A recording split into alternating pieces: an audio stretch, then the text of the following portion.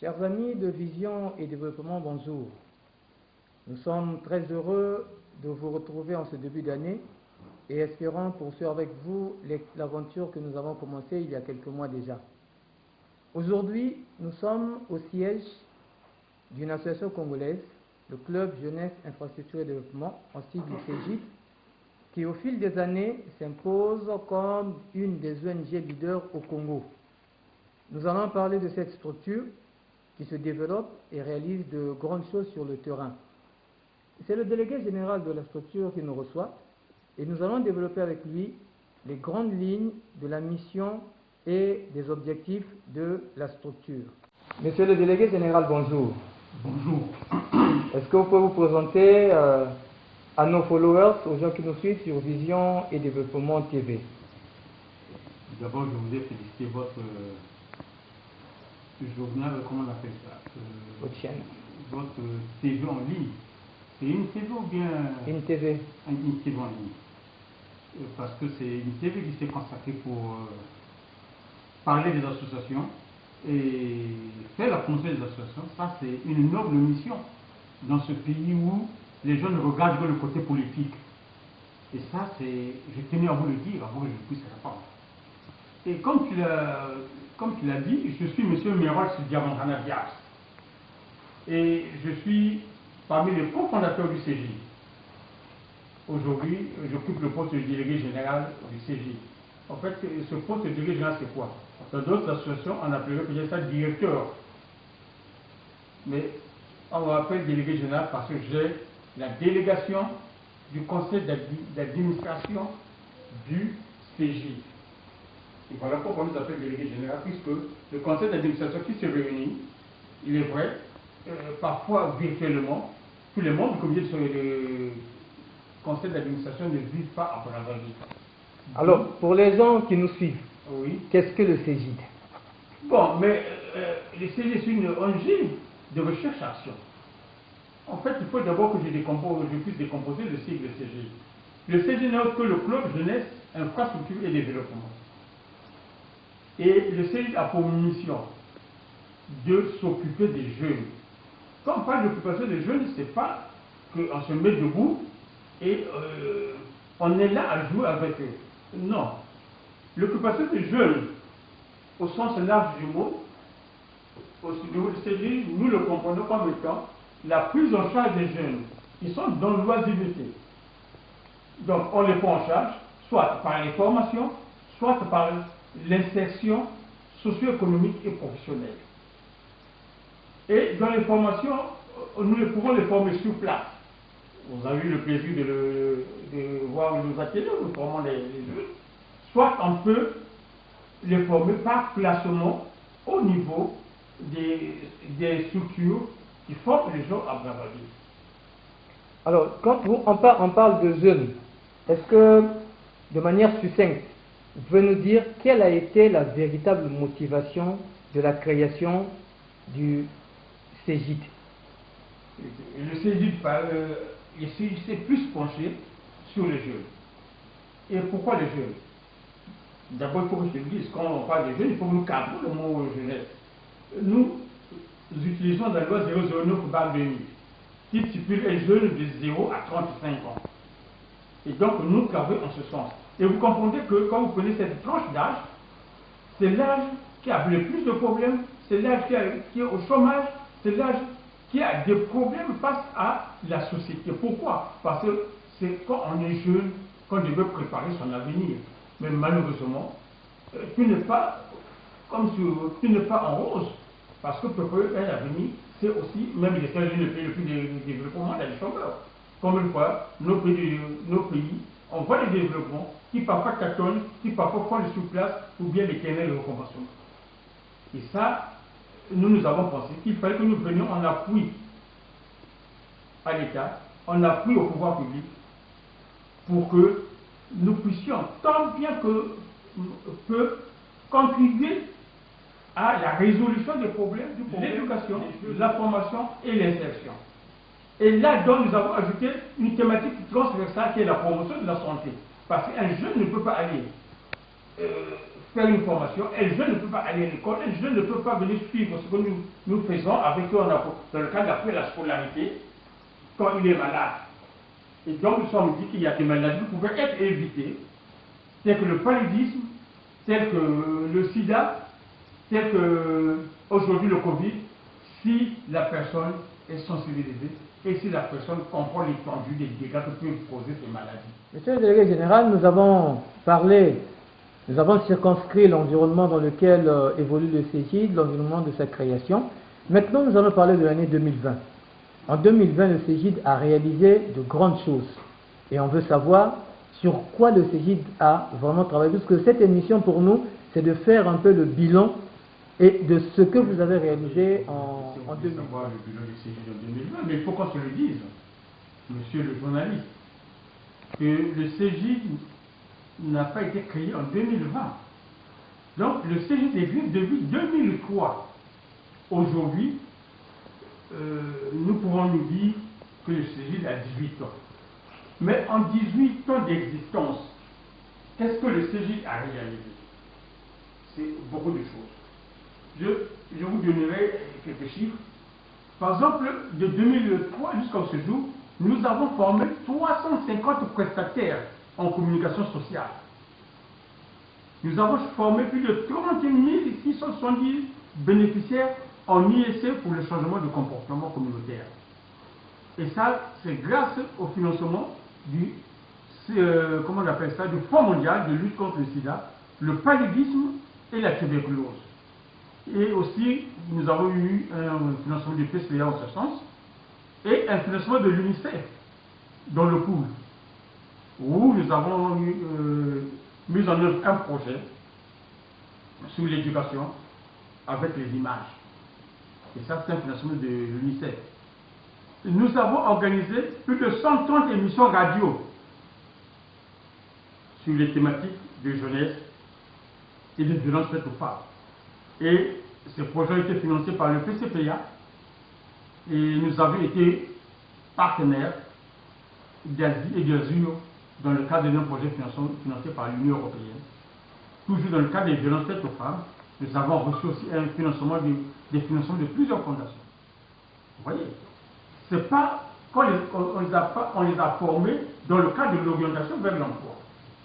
Je vous dis une chose, nous sommes connectés avec beaucoup des offres d'emploi et en ce temps-là, nous travaillons très bien avec l'ONIMO, à tel point que ça nous a permis d'orienter, de canaliser les jeunes qui étaient à la recherche de l'emploi vers ces structures. Et aussi, nous avons formé, sensibilisé, disons, plus de 8000 jeunes vendeurs et vendeuses sur les taxations frauduleuses au marché Total et Poto 2 en partenariat avec le CGJ. En fait, le CGJ était le porteur.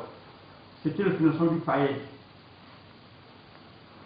Nous avons pris en charge 32 enfants négligés qui ne fréquentaient plus, qui vivaient dans l'enceinte de l'ex-usine Kinsundi. Ces enfants ont été remis à l'école, nous avons suivi leur formation, et ça c'est une chance. C'était le financement du député de l'époque, qu'on appelait M. Gisté. Et nous avons sensibilisé 800 enfants dans le cas du VSIDA par les projections vidéo au pool, comme je l'ai dit tout à l'heure, sur l'axe de beaucoup de choses.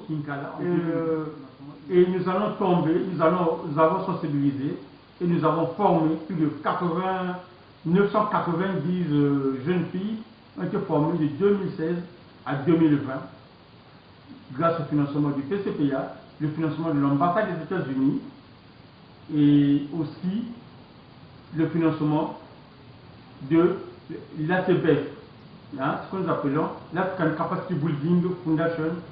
On avait travaillé en partenariat avec le comptoir juridique de l'Union. En 2020, pour tomber dans la question que vous avez posée, nous avons fait beaucoup de choses, tous dans le cadre de nos thématiques.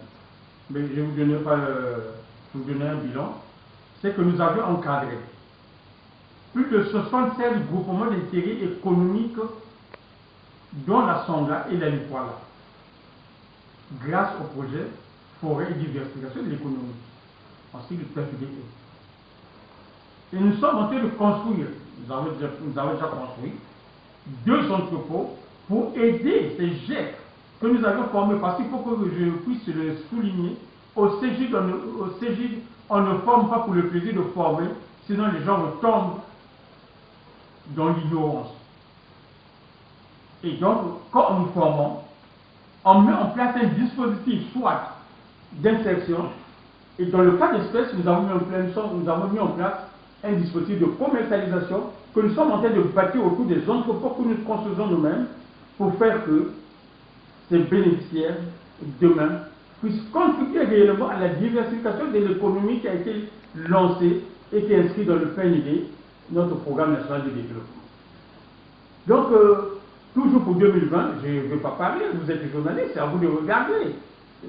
Et vous comprendrez que un travail sérieux a été abattu parce qu'en 2020, grâce au projet PAM4, nous avons encadré 600 agriculteurs qui ont été encadrés, non seulement avec la méthodologie FAP, formation agricole participative, mais aussi avec la transport agroalimentaire qui fera que nous puissions commencer à créer des petites entreprises qui demain seront des entreprises qui vont vraiment se contribuer à la diversification de l'économie. Donc vous comprendrez que nous ne voulons pas faire comment vous appelez ça, des actions coup d'épée dans l'eau, mais nous voulons faire des actions qui seront pérennes et qui contribueront à la durabilité. La FIP, formation insertion professionnelle, financée par l'AFD, et ce projet qui s'est déroulé dans 5 pays, nous étions partenaires, disons que les indicateurs ont été atteints. La prise en charge de 1500 jeunes que nous avions formés dans des métiers d'utilité immédiate. Qu'est-ce que nous entendons par métier d'utilité immédiate? C'est les métiers de 3, 4, 5 mois qui permettent à ce que, dès que la personne a été formée, à aller vers l'auto-emploi, donc la personne se prend en charge elle-même, aller vers l'auto-emploi pour que la personne puisse vraiment s'autonomiser véritablement. Et voilà ce que je tenais à dire, c'est tout au long de cette année 2020, nous avons intensifié nos engagements pour soutenir et accompagner les communautés les plus délaissées, en fixant toujours les mêmes priorités: la formation, l'insertion, la santé et le développement. C'est vrai, monsieur le journaliste, le courage est vrai et de faire ce qui est juste. Et cette sagesse, le CEGID l'applique très humblement. Ainsi, nous mettons en place des actions au bénéfice des communautés marginalisées d'une jeunesse très vulnérable et tous ceux laissés pour compte sur le chemin de la dignité. Monsieur le délégué général, c'est comme ça que vous avez clôturé l'année 2020 avec les 3 grandes activités, le projet PFDE, le projet FIP et le projet PAMTAC-B. Mais pour ceux qui nous suivent, qu'est-ce que le projet PFDE? Quel est le rôle que vous y avez joué? Qu'est-ce que le projet FIP? Quel est le rôle que vous y avez joué? Et qu'est-ce que le projet PAMTAC-B et quel est le rôle que vous y avez joué? PFDE, notre mission s'est focalisée sur 2 axes principaux, à savoir l'appui à la commercialisation des produits, l'appui à l'amélioration de l'accès des producteurs aux structures de stockage et équipements de transformation des produits. Alors, sur le volet appui à la commercialisation des produits, par exemple, l'objectif pour le CEGID est de structurer la commercialisation à travers le groupement d'intérêt économique que nous appelons GEC et les consolider comme base des activités de commercialisation et de transformation. Le CEGID en tant qu'ONG et maître d'ouvrage délégué s'est engagé sur les aspects d'organisation, de gestion, de transformation, de commercialisation, de technologie appropriée, de promotion de la santé par les ISC sur le VIH/SIDA et les violences faites aux femmes, au bénéfice des communautés locales et des populations autochtones qu'on appelle les CLP. Dans le cadre du projet Défi Agri, dont je ne vous ai pas parlé, j'ai fait quand même allusion à ce projet, qui est un projet développé dans 5 pays dont nous étions partenaires du sort. Ce projet avait pour but, puisque le projet est en train d'être déroulé, de mettre en place une filière de légumes agroécologiques en s'inspirant de l'expérience de Maputo, au capital de Mozambique. Le choix a été fait de favoriser une meilleure appropriation des outils et méthodologies par le développement sur le terrain, c'est-à-dire la contribution à l'amélioration des conditions de vie des populations vulnérables, et notamment des femmes autour de Brazzaville, et en renforçant leur résilience au changement climatique, nous le développement en parfaite harmonie avec les desiderata des bénéficiaires. Et le deuxième objectif de ce projet, c'est la contribution à la préservation de l'environnement et de la santé publique en promouvant une agriculture urbaine plus durable. Voilà un peu le projet du FIACI.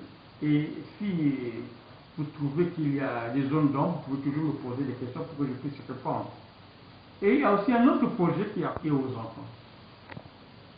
Ce projet, dont le CG a été bénéficiaire au tiers, a été porté par l'ONG Asie avec son partenaire Azuri Développement. Tout ça, c'est toujours en 2020. 2020. Ce projet a réalisé 12 émissions radio et permis aux 450 patientes des CSI, donc des centres de santé intégrés, aux 120 pour femmes porteuses, femmes séropositives, et aux 120 professeurs de sexe, aux 120 femmes en situation de handicap, aux 360 élèves filles et aux 320 élèves garçons, aux 300 leaders de quartier, vous voyez un peu donc les bénéficiaires et 90 leaders du quartier, j'ai dit aux 300 leaders de quartier hommes, parce que chez nous, nous insistons sur le genre, et aux 90 leaders de quartier femmes d'être formés et sensibilisés sur les manifestations des violences faites aux femmes et aux jeunes filles, ainsi que les moyens d'y répondre. La mise en œuvre du projet a été axée préliminairement sur la composition de l'équipe projet, qui, après la venue d'intervention du projet CLCJ, a commencé par la prise de pile. C'est un projet de développement de la transformation agroalimentaire. Effectivement, au niveau du PAMCAC Bédio, nous sommes 3 partenaires du consortium. Mais le porteur, c'est l'ONG SOR. Et dans ce projet, nous, on a la coordination du volet transport agroalimentaire. Donc, nous avons créé 16 unités de transformation agroalimentaire et nous avons renforcé aussi 16 qui existaient déjà. Nous avons tenu à faire des vagues de visites à domicile pour regarder un peu comment fonctionnaient les petites unités qui ont été mises en place. Nous avons aussi, il faut que je le répète, réhabilité les deux laboratoires du lac qui est devenu les LEPAC. Voilà en un mot ce projet qui a permis à nous mettre en partenariat avec le ministère des Petites et Moyennes Entreprises pour l'importation des emballages de qualité. Et la distribution de ces emballages est co-gérée par quelqu'un que nous avons donné la délégation, dont le magasin se trouve au marché total de Bakovo. Mais c'est le magasin du PAMCAC B2, mais géré par délégation par M. Moyo Auguste. 120 personnes, dont Sauvant en couture et Sauvant en coiffure. Ça, c'est dans le projet FIP. Non, en dehors du projet FIP. Ah, d'accord. Le projet FIP, nous n'avons pas reçu les gens sur place. Dans le cadre du projet FIP, on a eu un peu de moyens. Nous avons placé les jeunes dans d'autres centres de formation, comme pour donner aussi une certaine vitalité à ces centres. Parce que justement, vous ne pouvez pas combattre le chômage, vous ne pouvez pas combattre l'oisiveté en étant seul. Mais si il y a plusieurs îlots de combat, en charge, comment on appelle les jeunes, alors l'impact ne sera que plus grand. Et voilà pourquoi, là où il y a les financements, nous déposons ailleurs. Mais là où il n'y a pas de financement, nous préférons les former chez nous-mêmes. On a mis en place un bureau formation-emploi que vous avez à visiter. Et au niveau de ce bureau formation-emploi, nous recevons les jeunes on les écoute, on les oriente, et les jeunes qui sont retenus, en dehors de ce que nous avons orienté ailleurs, ceux qui sont retenus, ils font ce qu'on appelle une formation humaine, la MOUVA. Ils font une formation humaine, et après cette formation humaine, nous les plaçons dans les ateliers, comme je venais de le dire tout à l'heure, dans les autres ateliers, dans les autres espaces, pour qu'ils prennent leur formation là. Et après, on les met en stage, tout en cherchant à négocier là où on peut les placer ou à les canaliser vers le taux emploi. Voilà un peu la politique qui a permis de mettre en place le bureau formation emploi et qui contribue. Monsieur le délégué général, en parlant, nous nous rendons compte que le CEGID est une structure qui est très dynamique sur le terrain. Et il y a des résultats. Les résultats sont là. Nous avons visité les enfants, nous avons vu un certain nombre de choses et nous nous rendons compte que ça marche réellement. Mais en lisant vos documents, vous avez également initié une opération au cours de l'année 2020, une opération qui a été aussi très très porteuse. Vous l'avez appelée campagne de solidarité. Est-ce que on peut... Campagne de dignité et de solidarité voilà. vis-à-vis des peuples. Voilà, campagne de dignité et de solidarité vis-à-vis des peuples autochtones. Est-ce que vous pouvez en parler une minute? Oui, mais en fait, le CEGID, c'est bâti sur deux socles.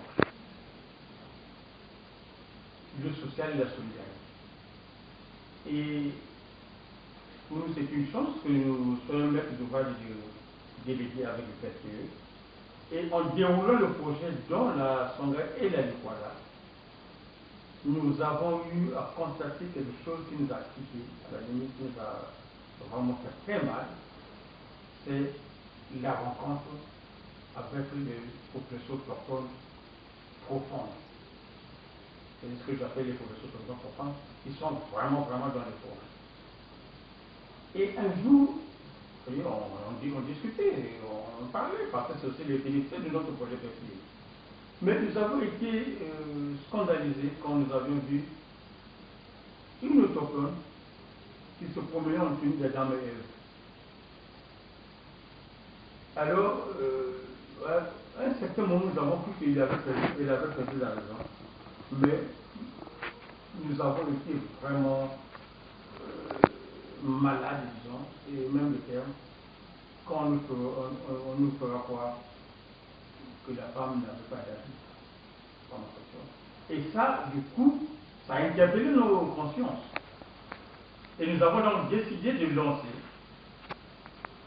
une campagne de dignité, de solidarité vis-à-vis des populations autochtones. Et chaque fois que nous allons en mission dans ces contrées, nous nous arrangeons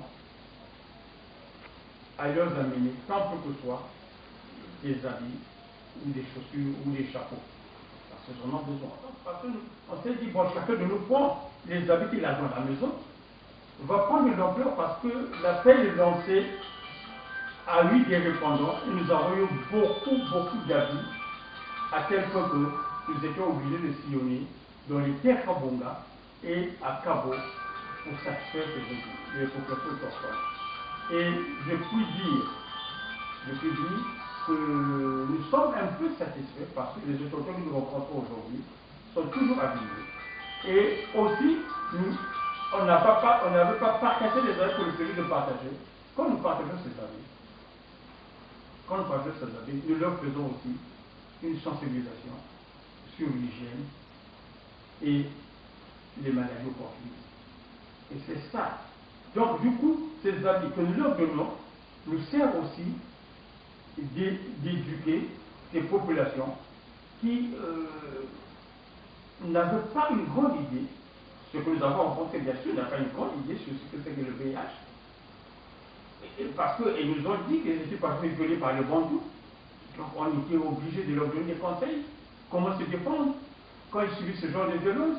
Et le CEGID serait toujours à leur côté, comme pour les orienter vers les structures de l'État qui pouvaient les protéger. Alors, monsieur le délégué général, avant de finir, dans le cadre du projet PEPDE, vous avez initié un journal. C'est une innovation dans le monde associatif congolais.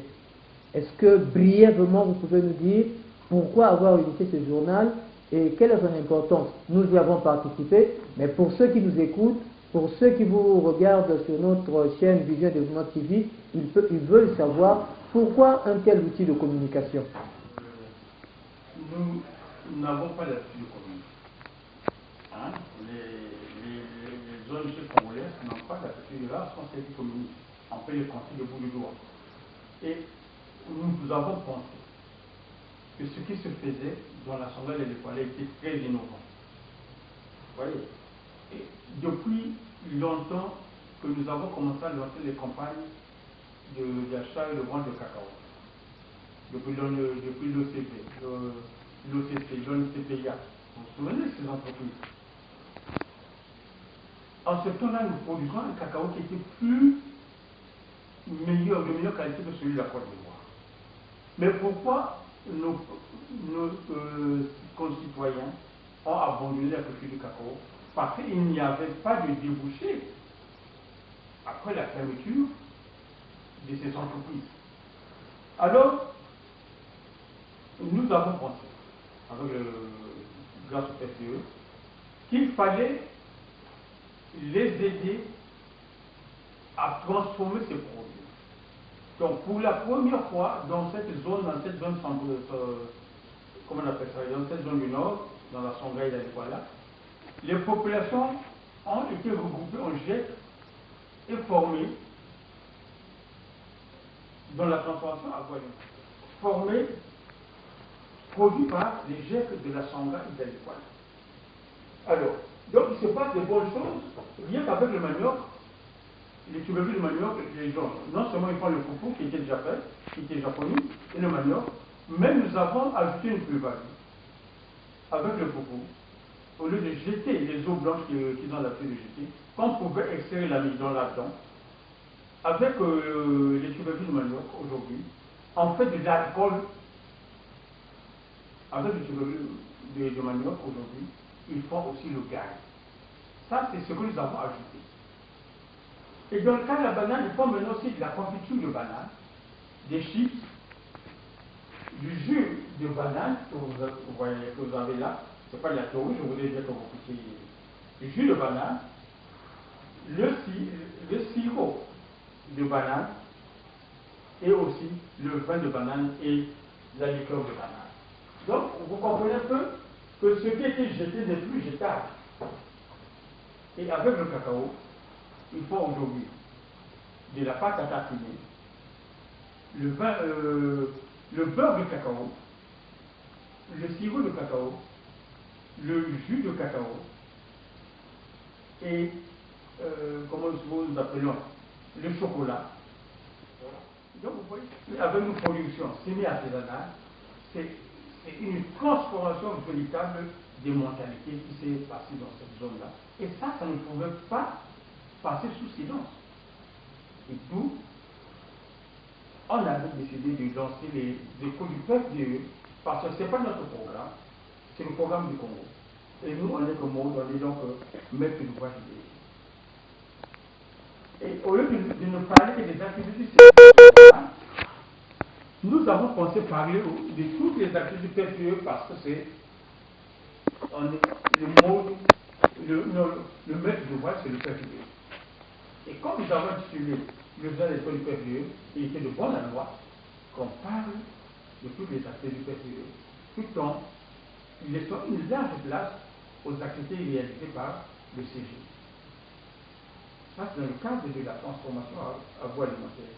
Et dans le cadre de la commercialisation, vous voyez, nous avons construit, ça c'est un entrepôt en construction, et aujourd'hui cet entrepôt a été terminé. Nous avons construit un entrepôt en Gombe à Popola, ça c'est en Gombe, et maintenant là, nous avons commencé les travaux à travaux. Pour nous, cette commercialisation est très importante, d'autant plus que nous sommes dans le cadre de la commercialisation des produits transformés par les GIEC qui ont été formés par nous. Vous voyez un peu? Et ces GIEC aujourd'hui sont maintenant regardés par ce qu'ils font. Puisque quand les entreprises d'achat de cacao leur imposent un prix, parfois ils disent non, c'est pas la peine, nous préférons faire la pâte à tartiner, nous préférons faire Donc, beaucoup plus dans la transformation. Oui, nous pouvons transformer nos produits, on y gagne plus que de vous vendre Alors, un kilo. c'est une véritable plus-value apportée par le CEGID. C'est une véritable plus-value apportée par le CEGID. Ok. Monsieur le délégué général, nous arrivons au terme de notre entretien et nous voulons savoir si vous pouvez résumer les actions du CEGID d'aujourd'hui et pour l'avenir, que diriez-vous? C'est votre mot de la fin. Le CEGID a mis au cœur de ses actions ce que nous appelons le domaine du partenariat. Le CEGID, à lui seul, ne peut pas continuer à faire ce genre d'action. C'est vrai que nous le faisons, mais mis en partenariat, ça a plus d'impact. D'où le CEGID est ouvert au partenariat véritable. Un partenariat qui est dans le cadre de la mutualisation des efforts et dans le cadre des échanges de compétences. Et nous avons de très bonnes raisons de rester confiants dans nos capacités de développement d'évolution. D'où le CEGID, fort de l'implication et de l'expertise, va toujours continuer à faire ce qu'il fait, mais tout en faisant appel aux partenaires. Oui, je vous le dis que l'exercice 4 de 2020 est passé. Mais il nous incite à des engagements forts de développer des actions en préservant les fondations sur lesquelles a été bâti le CEGID. Le CEGID s'est construit sur la générosité et la solidarité. Et aussi l'amélioration des conditions de vie de communauté, à la construction des solutions pour un monde plus juste qui correspond à la vision que se fait le CEGID d'un monde plus humain, plus solidaire, d'un réel avenir futur. Voilà. Chers amis de la toile, nous sommes arrivés à la fin de cet entretien avec le délégué général du CEGID. Comme vous avez pu le constater, il y a plusieurs ONG au Congo et nous avons voulu commencer par celle-là qui a bien voulu nous ouvrir ses portes parce que communiquer, ce n'est pas donné à n'importe qui et dire ce qu'on fait sur le terrain, ce n'est pas donné à n'importe qui. Et avec le CEGID, depuis un certain moment, nous cheminons ensemble et nous nous rendons compte que parler de leadership, c'est peut-être exagéré, mais le CEGID est rentré dans un cercle très très fermé d'ONG qui ont un impact réel sur le terrain. Alors, si vous avez aimé cette émission, nous sommes très ravis et nous espérons revenir au CEGID pour d'autres entretiens, pour d'autres réalisations et vous montrer qu'exactement ce qui est dit et ce qui est fait vont de pair. Au CEGID, les mots n'existent pas, c'est plutôt la réalisation qui compte. Donc nous espérons vous revoir bientôt.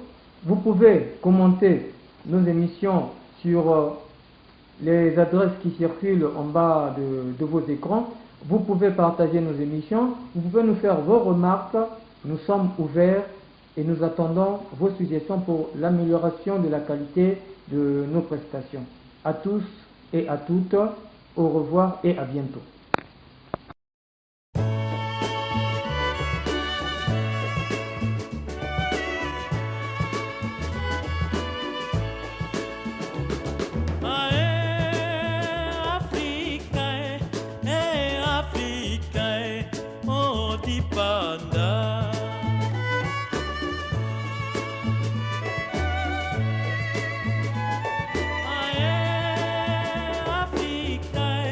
Hey